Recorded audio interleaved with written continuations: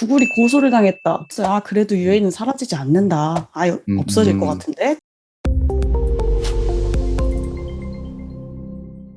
안녕하세요, 아비님. 안녕하세요, 승영님.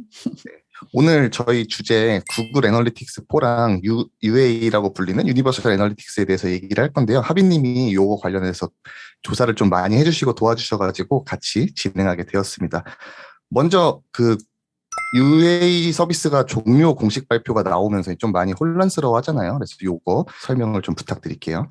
UA 종료에 대해서 이제 소문이 조금 생기기 시작한 것들의 이제 배경을 살펴보면 이제 웹 앱 프로퍼티의 베타 버전이 나오기 시작하고 그 이후에 이제 2020년도에 GA4가 정식으로 출시가 되었어요. 그래서 그때부터 사람들이 이거 UA 없어지는 거 아니야? 우리 GA4만 해야 되는 거 아니야? 이러면서 이제 의견이 분분했거든요. 중단된다, 안 된다, 이랬었는데, 구글은 공식 입장을 발표하지 않고 있다가, 이제 불과 며칠 전이죠. 3월 16일에, 내년부터 UA 슬슬 없앨 거야, 라고, 네, 발표를 했습니다. 그쵸. 그럼 기존에 또 UA가 없어질 수도 있다라는 어떤 여론은 있었다는 거죠. 이게 완전히 갑작스럽게 나타난 얘기는 아니고 준비된 그렇죠. 어떤 근데, 발언인가요? 네. 그렇죠. 근데 의견 대립은 팽팽했어요. 그래도 UA는 사라지지 않는다. 음, 없어질 것 음. 같은데? 좀 이런 식이었죠. 그래서 그러면은 혹시 EO UA 서비스 종료에 대해서는 어떤 내용인가요? 이제 UA 서비스가 종료된다고 하니까 뭐 다들 당황스럽죠. 그래서 왜 종료되는지를 많이 궁금해 하실 것 같아요. 그래서 간단한 이유들을 준비를 해봤는데, 일단 구글이 고소를 당했다. 굉장히 혹한 내용이죠. 이게 무슨 내용이냐 하면, GDPR이라는 게 있어요. 그래서 이게 뭐냐면, 이제 뒷부분에서 자세히 설명을 드릴 텐데, 어쨌든 EU 회원국들이 이제 우리 EU 거주자들의 데이터를 좀 보호해주자 하는 규제를 만들었거든요. 2018년도에.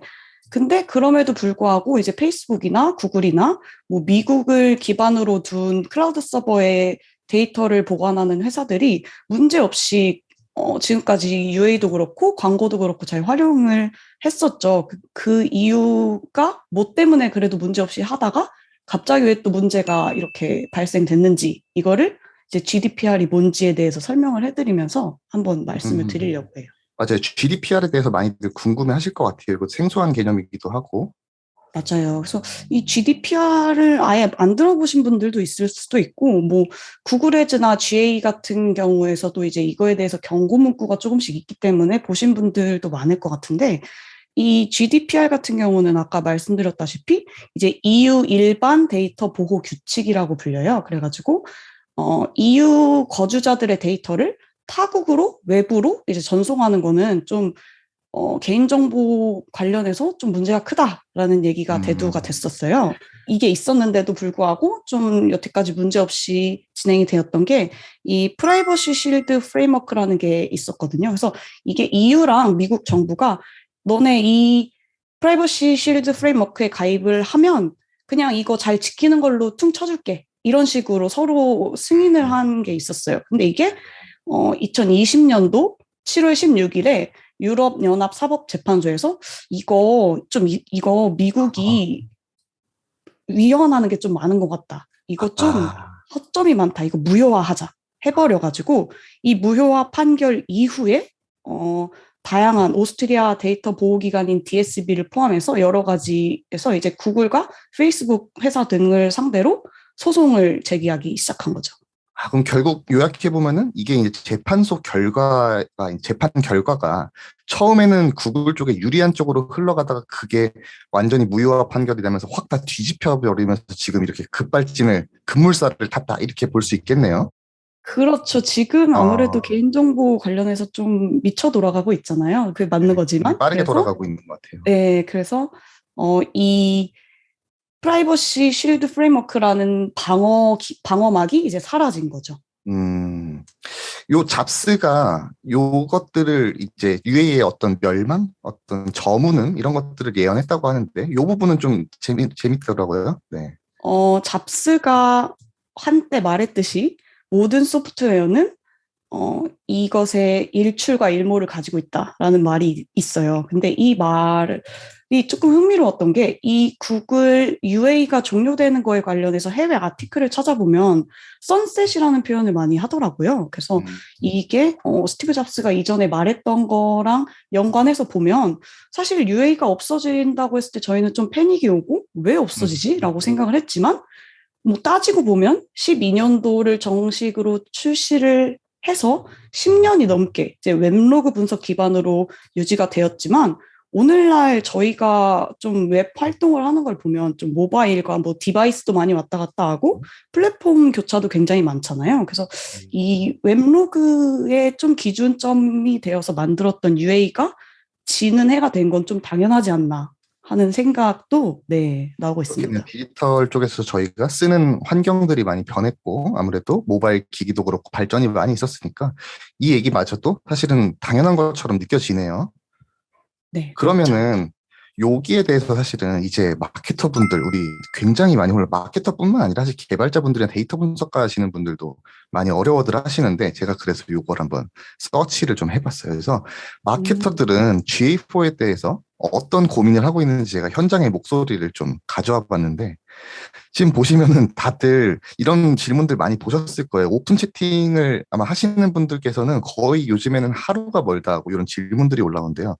가장 많이 나오는 질문들은 뭐 UA가 좋아요, GA가 좋아요, 뭐 이런 것도 있지만 사실은 이렇게 요약할 수가 있겠더라고요.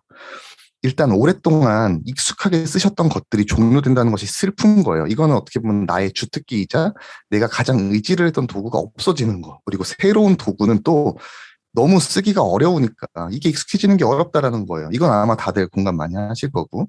그리고 오랫동안 이걸로 쌓아놓은 우리 회사의 데이터, 마케팅 데이터가 없어진다는 것이 두렵다. 이 부분은 사실은 없어진다고 지금 다들 알고 계시지만 요거는 한번 다시 뒤에서 얘기를 좀 해볼 필요가 있을 것 같아요. 아, 그리고 UA랑 GA의 구조가 달라져서 혼란스럽다. 이거는 저도 처음 봤을 때는 많이 혼란스럽고 이거에 대해서 공포감이 없다라고 하면 사실은 UA랑 이벤트 구조를 모르실 수도 있어서 그럴 수도 있을 것 같은데 확실히 많이 다르더라고요. 요거는 요 뒤에서 저희가 좀 더 알아보도록 하겠습니다. 그리고 페이지 뷰가 아닌 행동을 기반으로 생각하는 연습이 필요할 것 같다. 요거는 이제 다들 준비가 안 됐기 때문에 좀 나타나는 현상인 것 같은데 우리가 페이지 뷰 기반으로 웹 로드 아까 말씀하신 웹 로드 방식으로만 이걸 보다 보니까 우리가 행동이라는 것 자체에 대한 개념이 되게 모호하다.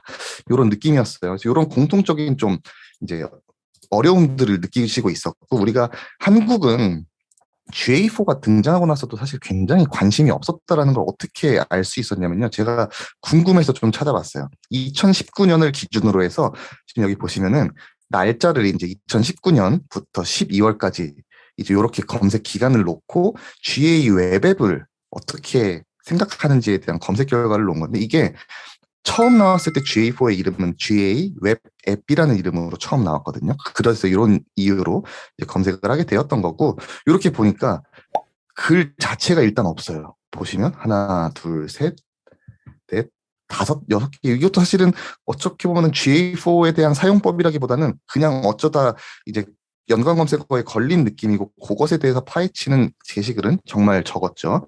그래서 우리나라에 GA4가 처음 웹앱이라는 이름으로 등장했을 때 정보가 정말 많이 없었구나라는 걸 다시 한번 느꼈고요. 2020년에 이제 이름이 바뀌었어요. GA4라는 이름이 실제로 바뀌면서 요렇게 됐을 때는 또 그 첫 달에 2020년 10월 달에 처음 나왔거든요.